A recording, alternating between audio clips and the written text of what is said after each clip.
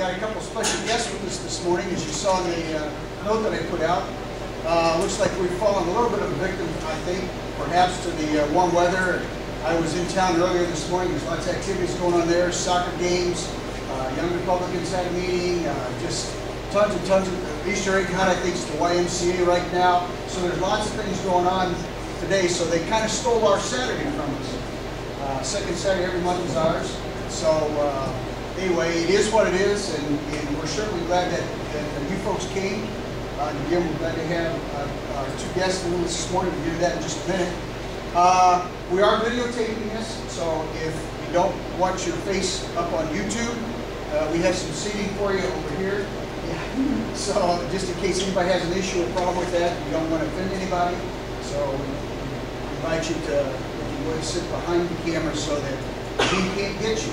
So anyway, it's great. Not signed in, I think everybody has. Please do so.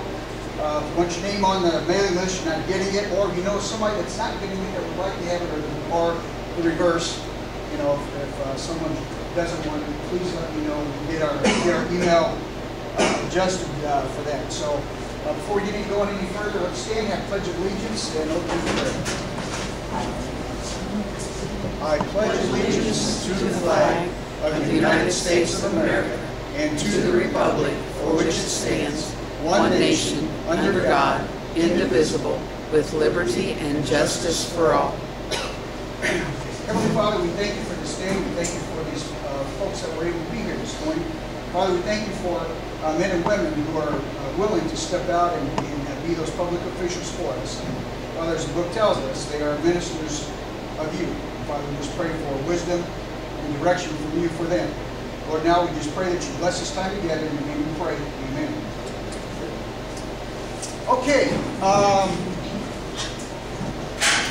I had a coffee break this morning with Luke Messer. He said to say hi to everyone. We're trying to work out an opportunity for him to come and speak as well. So that's something coming up into the future.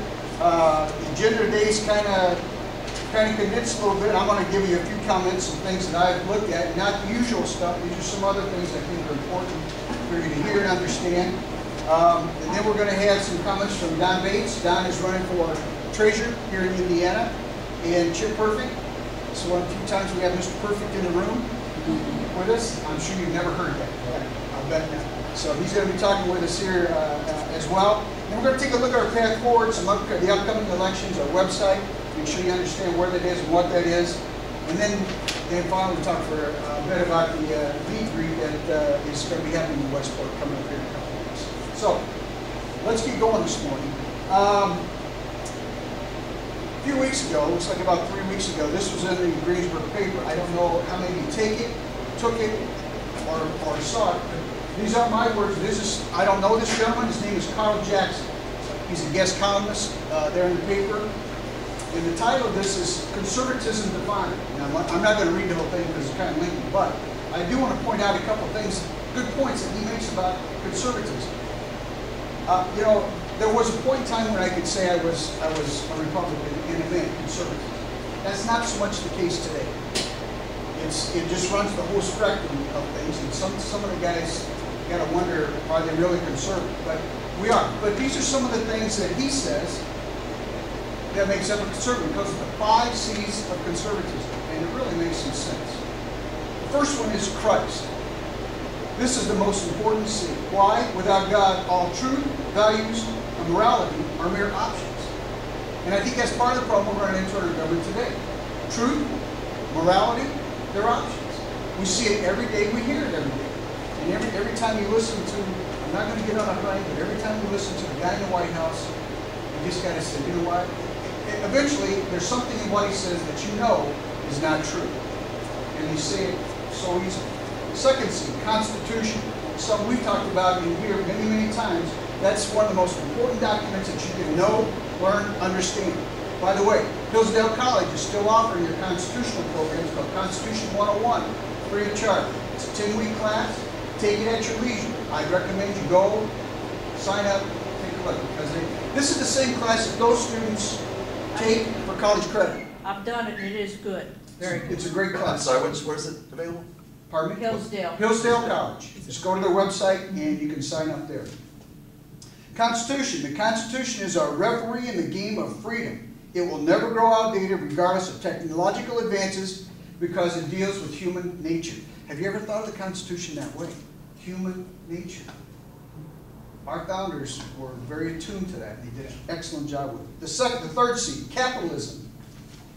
Socialism isn't natural. No one grows up with aspirations of government dependency. Socialism is the epitome of greed and envy. You waste time ignoring your own God-given gifts in order to vilify those that may have fulfilled theirs. And isn't that the truth? Selfishness. Socialism. You take from the ones that have done what they needed to do and give to somebody who's not doing it. It just can't work. Under socialism, your misery is a career politician's security. Capitalism empowers you. The fourth one, compassion. The term compassionate conservative is one of the dumbest and most dangerous I've ever heard in American politics. It's insane for the GOP to use it. There's somebody else. I have no idea who this guy is. I'd like to meet him one day, though. Modern day conservatism, when defined correctly, is the most compassionate philosophy on the planet. The fifth and final one is communication, and that's one of the reasons we're here. Communications. We've got to have communications. When you have the wrong information, you arrive at the wrong conclusions. Hence, somebody's been elected twice, probably shouldn't have been elected once. And then finally goes on to say, he says Democrats, but I'm going to say progressives, because I think this applies to whomever is a progressive, are subjecting their voters to long-term poverty because they emotionally appeal to their fears. Let us appeal to their hopes, and we must not be afraid to deliver our message on their turf. So those are the 5 C's of conservatism. I wholeheartedly support them. I think this guy did an outstanding job delivering them to us. Okay, one final thing here, and then we'll get into the real reason you're here. I know you didn't come necessarily to listen to anything. So, I don't know about you, but I've had enough of the corrupt nonsense coming from the criminals in D.C. Now, I know those are harsh terms, harsh words, but I don't know what else to say. When you look at the record of many of them, that's what you see. Hillary Clinton abandoned our people in Benghazi. Now the Democrats feel that she belongs in the White House when she actually belongs behind bars. Can you imagine it? After listening to the disrespect and arrogance of Eric Holder, I don't know if you caught any of that this week, but when have you ever heard the head of our law in this country address a congressman with the term buddy? You don't want to go there, buddy. And then he says he doesn't get respect. And he doesn't get respect because he's black. Wrong. Both he and Lois Lerner should be in jail right with Hillary Clinton for the things that they've done. Now, after I calm down a bit, can you tell me to calm down any? Well, the face isn't red anyway. I ask myself, what's patriotism? Because you keep hearing that. I hear Harry Reid talk to that on the Senate floor. They're not patriotic. You're not patriotic. If you do this, you're not patriotic. So what is patriotism? You see, language corruption is epidemic. Sodomy is an alternative lifestyle. Jihad murder is workplace-related violence. Catholic institutions are now providing contraception through their health insurance as part of a war on women. War on women because we don't allow that, or they don't. Harry Reid and the progressives keep telling us who is not patriotic by their definition. But what is patriotic? What does it really mean? Well, I came across, through my research, I came across this. It's 10 Pillars of Patriotism by some guy named Don Feder, or Feder. I'm not sure how he pronounces his last name. So I want to share them with you today on what those are. See, even patriotism doesn't mean what it used to. It's changed. A patriot used to be guys like Nathan Hale, Andrew Jackson. Remember Sergeant York? How about Audie Murphy? Those were patriots. Those guys knew what it was all about, and they did it. Now we're told that it's patriotic to support whatever foreign policy idiocy an anti-American administration dreams up. Again, harsh words, but I can't help but feel that way when I listen, see what's going on there in Washington. According to the most recent Pew Research survey, 52% completely agree with this statement. I'm very patriotic. Another 36% mostly agree with that. But what does that mean? Delving into it just a bit deeper into some of those numbers, and that's what, by the way, that's what you have to do if you see a survey. You need to understand the numbers behind that. Not always easy to get there, but you need to understand what those are, because through my career, I've had opportunity to do a lot of that. And you can ask, if you want a particular outcome, you can ask questions a particular way to get there. So you need to understand what those questions are, okay? 69% say they're very likely to sing the national anthem. Well, that's nice, 69%. 59% say that they're probably going to display the American flag at their home or on their car. And 53% plan to attend a public celebration the 4th of July, go to a parade. 53%, well, that's nice. But will America be saved by watching a parade pass by? Singing the first verse of the national anthem off-key? That's probably a little harsh. I just say, sing the national anthem. I sing off-key. Don't ask her. She'll tell you. Or attaching a miniature flag on your car antenna. I call this patriotism light. Okay? There's something called the True Patriotic Network, which claims patriotism includes class envy. The wealthy have rigged the game in Washington so that we pay the rich to get richer. Some people call Karl Marx a patriot based on some of those things. One of the network's founders, a guy named Eric Liu, was a White House speechwriter, by the way, for Bill Clinton, is involved with an anti-gun initiative in Washington State. Think of what men with illegal firearms can do. Let's think back a little bit farther. What about the guys at Lexington or Concord when we had those by today's definition, illegal firearms? What does patriotism really mean? Well, if you say you love America, what are you going to do about it? So I found these, what the authentic patriot must support to reverse the process that we have here of national decline. The first one then in his list of 10 is God. We are one nation under God, just as we have here in the Pledge of Allegiance. That's if we're anything at all. America is no accident. It wasn't an accident. It wasn't set up that way. You know, all those years when Columbus first came and the Pilgrims. We could not have gone from 13 colonies clinging to the Atlantic coast to the preeminent world power that we are, or were, in less than 230 years without a guiding hand of providence. Rights come from God, not from the government. That's something we have to remember. Rights come from God, not the government. Even, it's written in some of the documents that you and I have read, and that we need to know about, endowed by their creator with certain inalienable rights.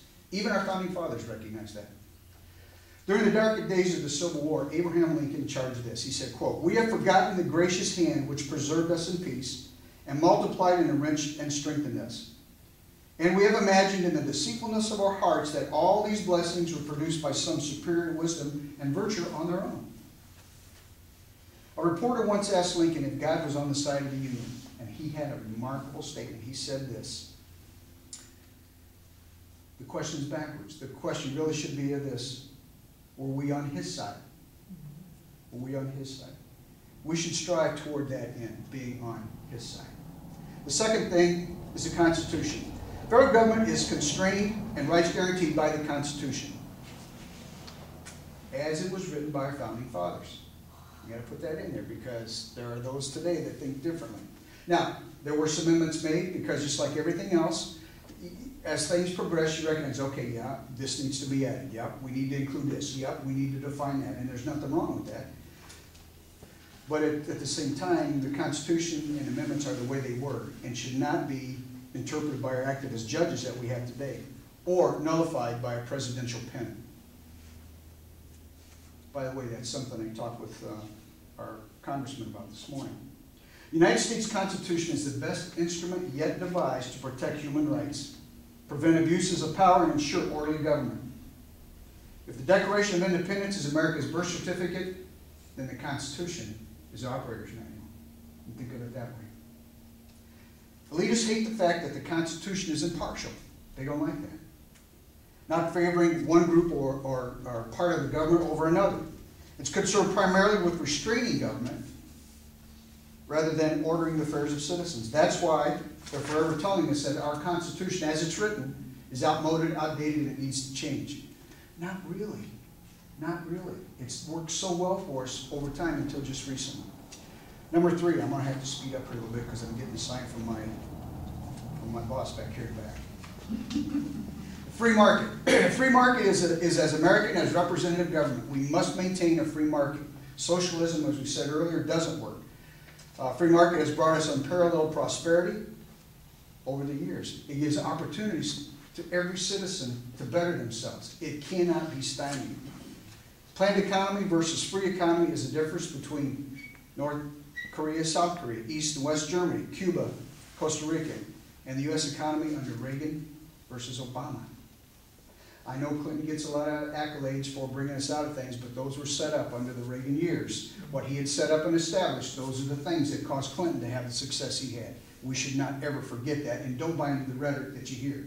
That's not the way it works. Matter of fact, the problems that Bush had after Clinton was in office were a result of Clinton's inactivities and the things that he did. So, okay, we'll get back on track. Number 4, limited government. Limited government. America was founded on the idea of limited government, that the state must be confined to certain clearly defined functions. The choice is limited government or what we have today, which is government deluxe. They control everything. We see how well that's working, don't we? Number 5, fiscal responsibility. Oh, there's another great one too. And we can see that at all levels, not just federal. Where we have those issues at the state level, we have those issues right here in our community. Hope you've been reading the paper lately about some of the things going on there with some of the antics in town. A government that consistently lives beyond its means has a short shelf life, won't last long. And our guess, we're exactly where we are right now, far beyond its means. And a people that refuse to restrain their appetites is doomed to extinction. We have to be careful because the country that we know and love, we can see it slipping out from underneath us. We need to do something about it now. Number 6, American exceptionalism. I love this one. American exception, because we are. We are. And that's not in a bad way. That's not in an arrogant way. That's not in a braggart way. It's just is. Going on 3 centuries, America has been the greatest force for good in the world. People look to us for leadership, or had in the past. Recent events globally tell us differently. Don't cross that line. I got a red line here. No, let's move it over here. No, let's put it back over here. So now people laugh at us. People laugh at us. Putin is a real good example. There's no reason he should be doing what he's doing there. And had we had a strong government, a strong administration, and can still take a strong stand, he wouldn't be. He held off for years. He didn't make those moves when Bush was in the White House, did he? Now, that doesn't mean to say that I support everything Bush did. But he did do one thing really great. He defended this country.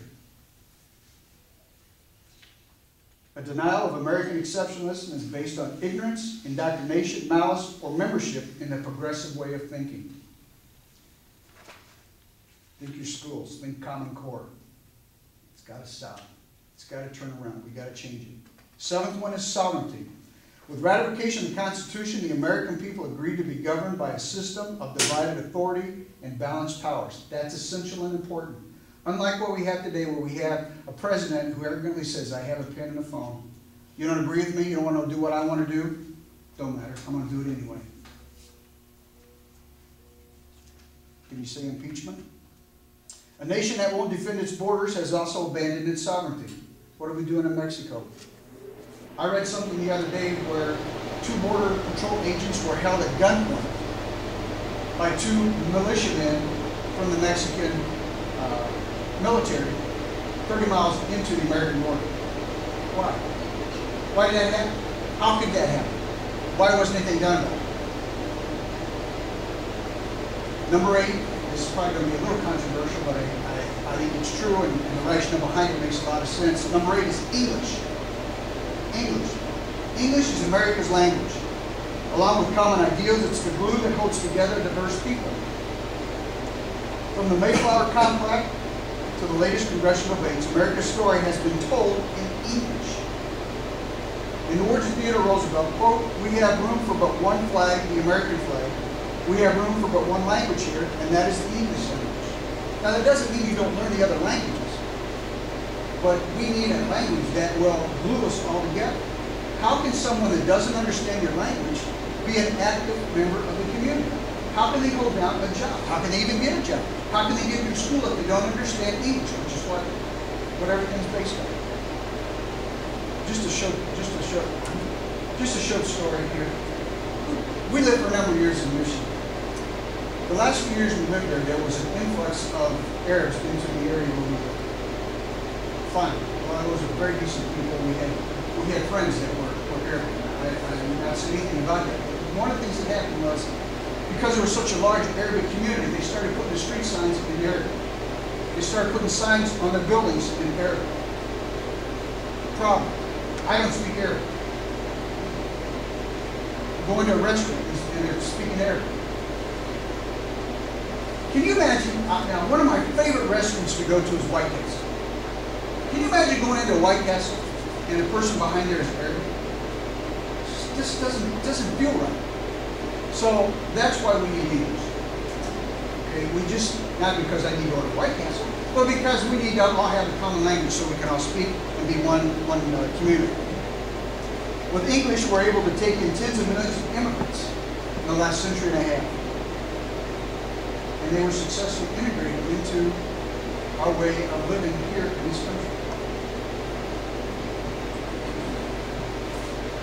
If this path continues where we're changing our English, the fate of America is a lot like it would be in the Austro-Hungarian Empire. I think I pronounced it right, many years ago. Look at how well bilingualism works in Canada, by the way. Have you ever been to Canada? Some of those French-speaking places, like Montreal, even Toronto, very difficult. We had, like I said, just related, we had some of those problems there in the Detroit area. The ninth one is national security. Defending America is a sacred trust. We live in a world of predators, whether we want to admit it or not. Terrorists, barbarians with weapons of mass destruction that are prevalent throughout the world. Liberty is guarded by men with guns who walk the ramparts, just like they always have been, and we need those. Liberals have consistently robbed the defense budget to pay for welfare schemes. We're going to call them schemes, that's exactly what they are, and buy votes. In reality, guns trump fantasies every time. Thanks to Obama and his allies, our armed forces are now smaller than before Pearl Harbor. By the way, we could be headed there if you take a look at what's happening in the world today. Today, our foreign and defense policies are determined by those who have no faith in America and want to see our republic too weak to act on its own. I remember hearing Obama talk that way when he was elected the first time. And now he's involved in the second time and he's taking action. We find the 10th and final pillar of patriotism is families. Families keep America strong. Family is the cradle of civilization. It's the incubator of true civic virtue. Fatherless families are more of a threat to our long-term survival than international terrorism could ever possibly be. Anything that undercuts the family weakens America. Divorce, cohabitation, voluntary childlessness, deconstructing of the family by bestowing the designation on diverse living arrangements are an attempt to turn the family into a free-form institution and ultimately make it obsolete. More than displaying the flag or singing the first verse of the Star-Spangled Banner, the authentic patriot understands our country's history, appreciates its uniqueness, and is committed to its defense. We do that by supporting the forces of unity and fighting those of assimilation. See, our patriot, any patriot, is farsighted.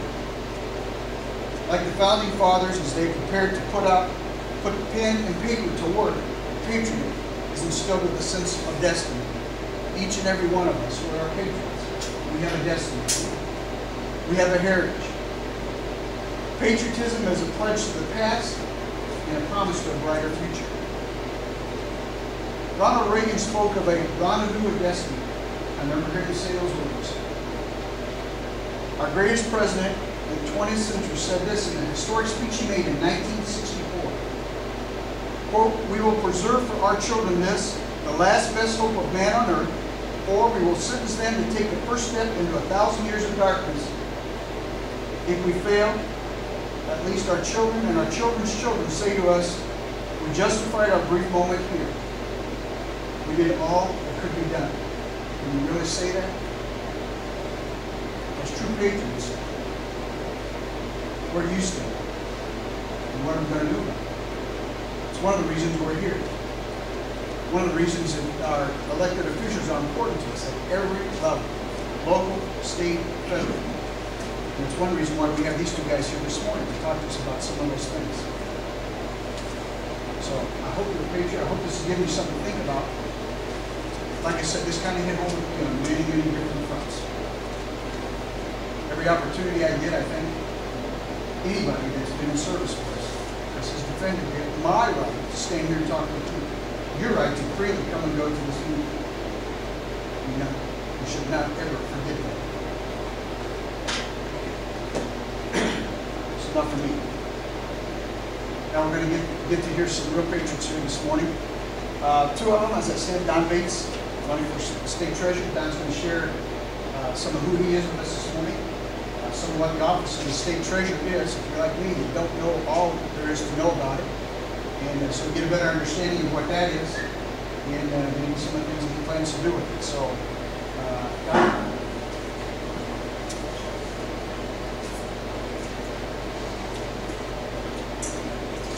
Thank you so much, Don, and it is good to be with you all this morning. It's good to be home. Most of you know Greensburg has been the home of my parents for almost 40 years now. And so last night, our family was at the Howard County dinner, and we came to Greensburg last night. Got to spend the night at the farm, which is something we don't get to do very often. And just a quick funny story. Coming over here, I passed RC Salon. Does anybody know what that is? It's the dog grooming place. And boy, I had a flashback. Years ago, we had a poodle named Snuggles, and we would take her there and maybe give her a bath and put fingernail polish on her nails and put a ribbon in her hair. But in reality, Snuggles had a personality like a pit bull. And when she would come back to the house, we would laugh at her for being all made up like that. She would growl at us and want to bite us. And so that was a fun memory when I was coming over here. I also just want to give a shout out to the man who I hope will be your next state senator, Chip Humphrey. He's a good man. He's a man after my own heart in the sense that he's a small business owner. I've given him a shout out on Facebook, and I publicly do that today. I'm happy to do that. And so I trust that you will consider him when you vote in the Republican primary. Just a quick update about my life. Most of you know that my wife and I, we're going to celebrate 20 years of marital bliss this July the 22nd. And we have an 18-year-old son who's a senior in high school. In fact, he's taking an ACT right now. Then we have a 15-year-old son. And then 9 months ago today, God proved that he still has a sense of humor. And we welcomed to our house brand new twins. Ellie Renee and Ethan John are now 9 months old. And have you ever tried to change diapers while you had your bifocals on? Doesn't work. But we're having so much fun. They've been a tremendous blessing. What we never publicly talked about was the fact that Amy wanted to have more children, and I was a willing accomplice. She had a miscarriage back in 2009. It's just something we never wanted to publicly talk about that. But God, she prayed for twins. God heard her prayer. I told her now she's going to have to pray to win the lottery. So they are expensive, but we are having fun. As you know, and normally I would have this handout with me. Unfortunately, it's in another vehicle. So Don, I apologize. I will make sure to send you a PDF of that. But as you know, I'm a candidate for Treasurer of State, and my nomination will be chosen at the Republican State Convention on June the 6th and 7th. And I'm just curious, is there anybody in the room that is a delegate from Decatur County? Don is a delegate, all right. And Chip, you're on the ballot to be a delegate in Dearborn County. I've been hearing Todd Rokita. This is my 62nd event statewide, I think, today. 62nd or 63rd. I'm starting to lose count a little bit. But I've been hearing Todd Rokita say all across the state that I've heard him give several Lincoln Day dinner speeches, but I've heard him say again and again that when you're giving a speech, you have about 7 seconds to get your point across. and after 7 seconds, you've pretty well lost them. Now, I hope that's not the case, but that's what he says. So, here's the 7 seconds that I want you to remember about my nomination for Treasurer of State. You can write it down, you can pass it on. By state statute, the job of our Indiana Treasurer of State is to serve as our Chief Investment Officer, period. By state statute, the job of our Indiana Treasurer of State is to serve as our Chief Investment Officer.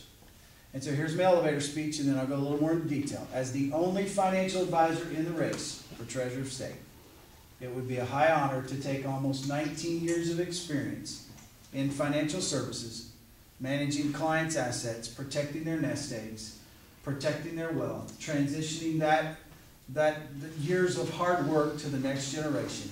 It would be a high honor to take that experience to the State House to protect Hoosier taxpayers as our next Chief Investment Officer. So that's why I'm running for Treasurer of State. There are several facets of the office, and Don, I'm going to have to be honest, I don't know them all yet. But I did sit down with Treasurer Murdoch several months ago and said, Richard Murdoch is my friend, and we sat down and I said, I just would like for you to, give me a better understanding of the, of everything that you can that the office encompasses. I said, start talking. He started talking. I started taking notes. 3 hours later, he shut up. But I was grateful that he gave me all of that time. What came out of that meeting was three things that I'm going to share with you this morning. First of all, let me be very clear. Richard Murdoch has done a fine job as our state treasurer, and I'm proud of him. I'm proud of his courage, his conviction. He is an honorable man, and I'm proud to call him my friend. Having said that, I think he would agree that apathy leads to attrition, and we can always do better. And as a small business owner, financial advisor in Richmond, Indiana, I've been in management since, oh help us, for more years now than I want to count. I look at an office and I ask myself, what can we do better? Our governor has told us that he wants us to take Indiana from good to great. Well, I'm signing on. I'm going to do my best to help. And so as I've looked at the office, there are a few things that I'll share with you. Three, actually, with the remaining 5 minutes that I have. Number one, less than half of our taxpayer assets are managed in the state of Indiana. I'd like to see us do better than that. Now, Don, does that mean you're going to walk in and radically make a bunch of changes? Absolutely not. But I do think we need to work harder to have those assets managed here in Indiana. I'll tell you why. Number one, I think money closer to home gives us better oversight because we can clearly see what's going on. Number two, I believe that we bring monies back to Indiana. We're talking lots of dollars. We could create jobs here in Indiana with a lot of reputable financial institutions. Thirdly, I like competition, and competition is good for taxpayers. And so if we do a better job, and I've talked to a lot of financial institutions now around the state of Indiana, if we do a better job of communicating with those financial institutions, letting them know what opportunities are out there through the Treasurer's office with taxpayer dollars, then I think we're going to see better performance. And so that's the first thing that I'm going to work on as your Treasurer of State. I'd like to see us do a better job of working to have our tax dollars, your tax dollars, my tax dollars managed here in the state of Indiana. Secondly, one of the great plans that we offer in the state of Indiana is a 529 college savings plan. You've probably heard of it. In a nutshell, it's one of the things that I offer as a financial advisor. In a nutshell, it's simply this. You want to put money away for a child, a grandchild, you get a 20% tax credit by investing that money in a 529 college savings plan. In addition to that, you have a plethora of investment options that run the gamut from as conservative as you want to be to as aggressive as you want to be. And depending on the age of that child, the younger they are, my advice would be to be more aggressive. The older they are, obviously, closer to college, you want to be more conservative. Those monies grow tax deferred. You don't pay a penny of taxes on those monies as they grow. as long as you use those monies for educational expenses. Now that term is very broad.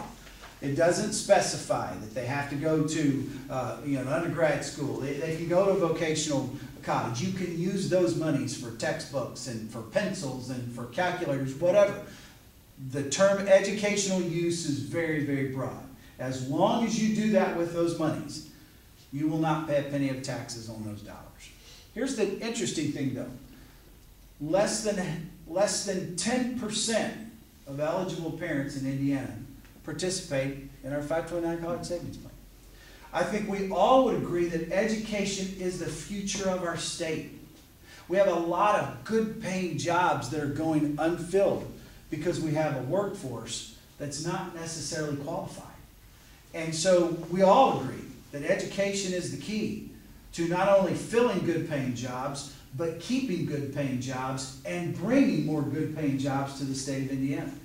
And it would be a high honor as your next state treasurer with a background as a financial advisor that offers that service to my clients to be able to travel the state and encourage parents and grandparents to participate in our 529 college savings plan. We can and we will do better. And I've set a personal measurable goal. If you nominate me in November or in June, and then I'm elected, and then the rest of you are able to vote for me in November, and I serve if you like the job that I did for 4 years and you want to re-elect me for another 4, my goal is that at the end of those 8 years, we will have doubled that number and we will have 20% of our parents participating in the 529 college savings plan.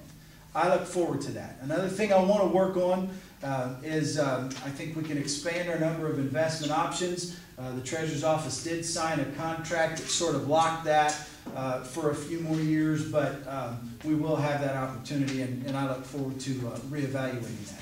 Here's the third thing I'll share with you. And the more I listen and the more I learn about the office, another thing that's come up that's concerning to me as a taxpayer, as someone who believes that prudence is of utmost importance at the State House, I've learned something. You've probably heard of our Public Deposit Insurance Fund, PDIF. That was a fund that was set aside years ago that really financial institutions contributed to. It's an insurance fund for taxpayers. As you know, FDIC insurance only goes to a certain limit. Now, with the crash of 2008, they did expand that, I think, to $500,000. It was $100,000 and $250,000. And in nationwide, monies are protected through really 2 entities. FDIC, which is the federal program, and SPIC, which is the program that financial institutions like the one we clear through participates in. That is not a federal program. It is a private program. That fund has about $300 million in it. Here's the purpose of that fund. Let's say that our Treasurer's Office took $10 million and put it in Napoleon State Bank, just to name one out of the blue. And for whatever reason, a crash happened and the bank went under. That fund is specifically there to protect taxpayers. Obviously, FDIC wouldn't cover $10 million. That fund is there to make sure that in a catastrophe, your tax dollars are protected. Under liberal Democrat leadership in the Indiana House back in the late 90s, I think we all would agree that you give a politician a chance to take a peek at a pile of money, what are they going to want to do with it? They're going to want to spend it. And in the late 90s, under Democrat leadership, the House borrowed $50 million from that fund with no plan to pay it back. Now, obviously, we've had a change of leadership in Indiana. We've watched the state of Indiana really be revolutionized financially. And so a couple of years ago, the leadership in the House said, we need to start paying that back. So they did set up a plan where they're paying $5 million a year back for the next 10 years. I wish they would have done better than that, but hey, it's a start. At least the money's going to go back. But there's been this controversy about those monies, that $300 million. And here's what I'm proposing, and here's what I will encourage state legislature to do, Chip. I want to see them take those dollars, and this idea has been bannered around. I had a good meeting a couple weeks ago with the chair of the financial committee of our Indiana, of the House, the side of our legislature. What we need to do is take those monies and put them in a trust fund to where going forward they cannot be touched for any purpose other than a catastrophic event. There is no, ladies and gentlemen, it's time Washington and Indiana's learning this.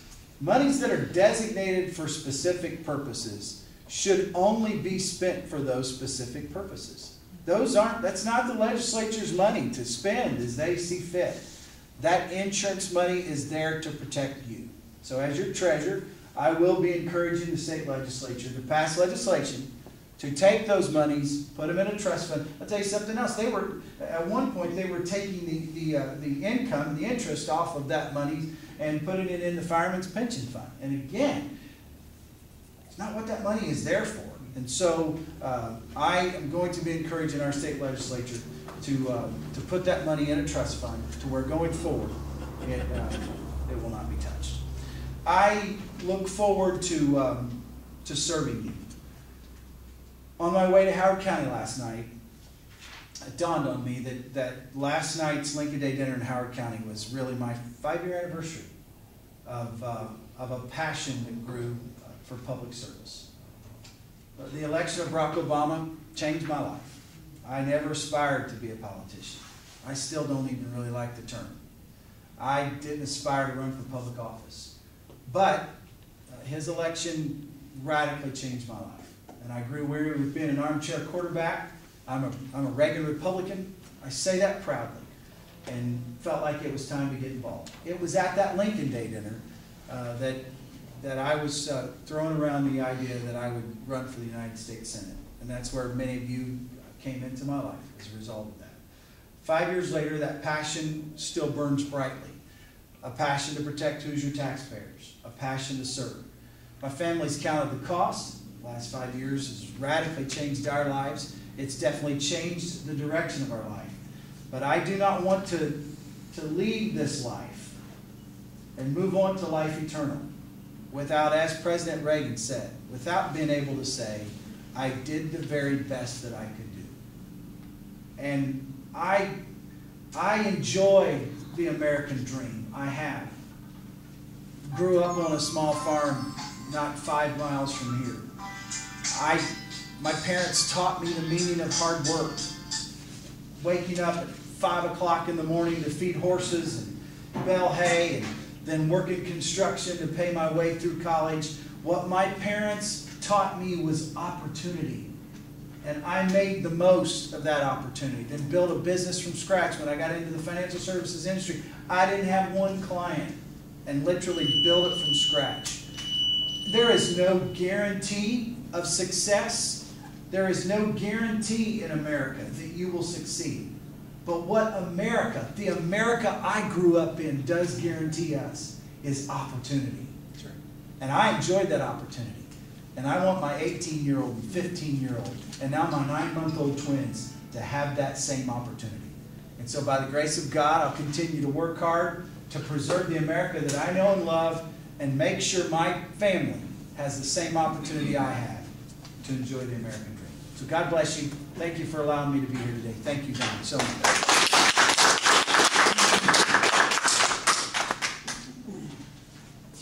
I'll be thinking here shortly, and we'll give you the opportunity to ask him a couple questions at the end. So, write them down if you need to, or if you need a pen, write it on your hand, whatever we got here. So, you need to do that. Okay, we have another guest speaker with us this morning, Chip Perfect. Now, I just met Chip this morning, so I don't know a whole lot about him.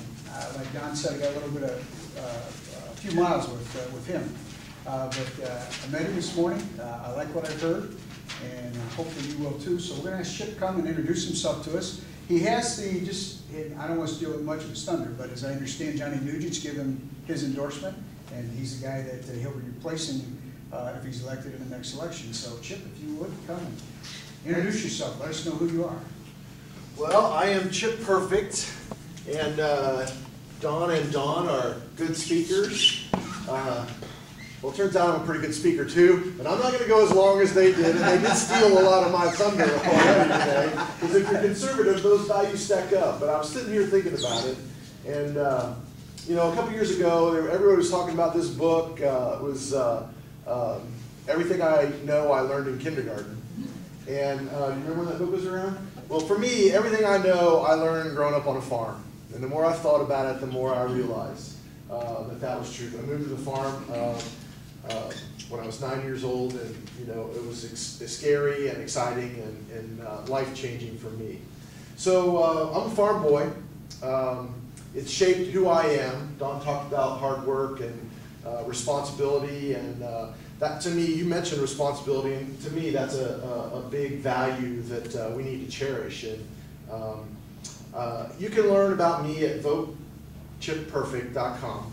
It tells my bio and all the things I've done, and I've done a lot of things. And I think the most important thing, you know, and I've gone to meetings where people want to ask questions about how you feel about different issues, and that's great, and I'm willing to do that. I think the most important thing, however, is for you to get an idea of who I am and what I'm about and what I'm capable of. Because if I'm going to represent you, which is what my understanding, you know, I understand fully that that is the charge that I would be faced with, is representing you. And that's a matter of hearing from all of you and your opinions and taking all those into consideration. You know, leadership, in my mind, has changed quite a bit in the world that we live in today. You know, it used to be when my dad, you know, I grew up on the farm. My dad was a brick contractor, and we farmed. That was his second job. We raised 100 head of cattle and a few grain crops. And anyway, you know, my dad was pretty much a totalitarian leader. He was in charge. He was large in charge, and we did things his way.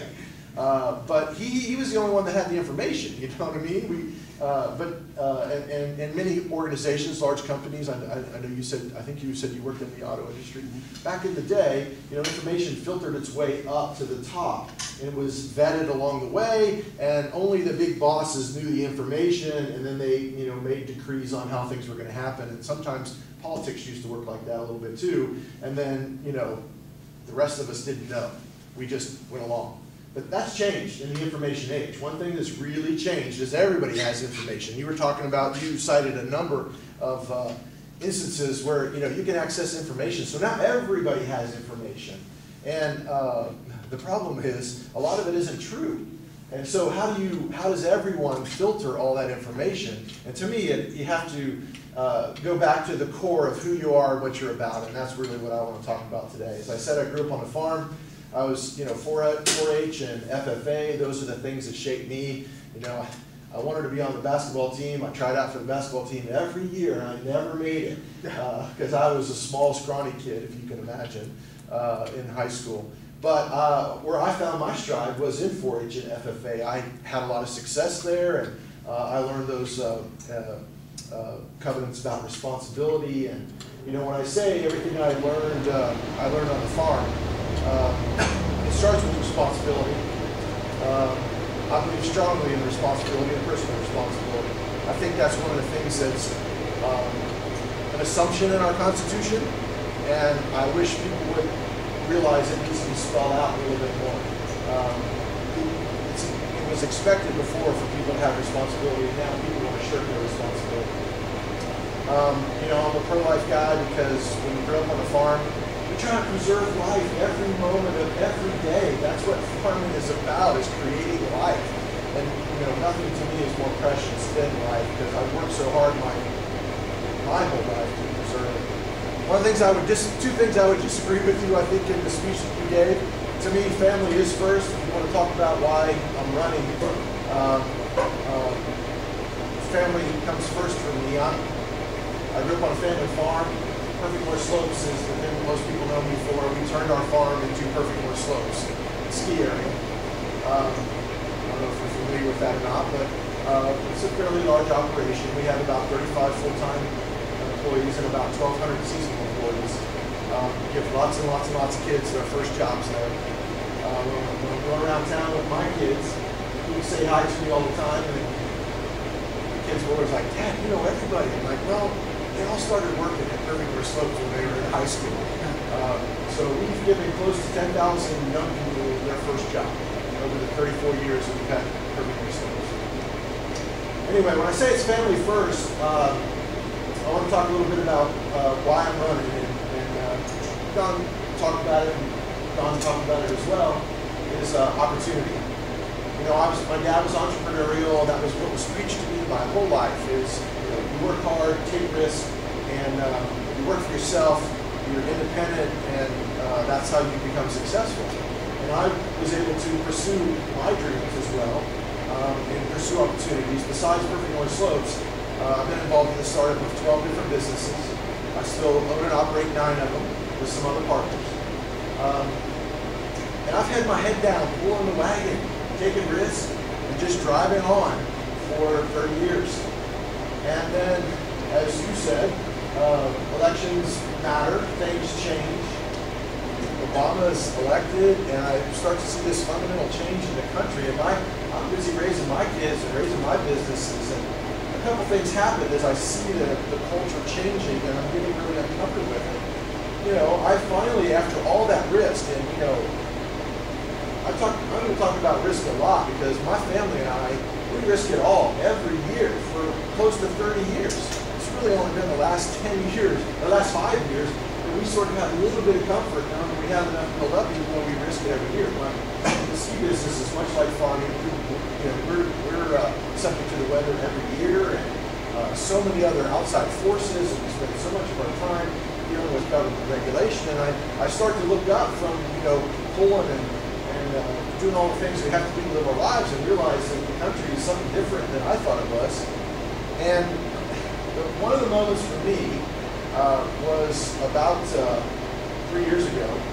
A gentleman that was running for national office came into my office, and as I was starting to realize that I had to get a little bit more politically involved and started putting myself out there, then people started coming to me, of course, asking for money to support their campaigns. A guy came into my office, was running for Congress, and you know, was asking me for money. And I left that meeting and thought, you know, he was passionate and he was excited. And I'll be blunt, he left that meeting saying, I left that meeting feeling like, wow, this is the best we can do. You know, we need to do better than this. And then I had the same moment that you had and said, man,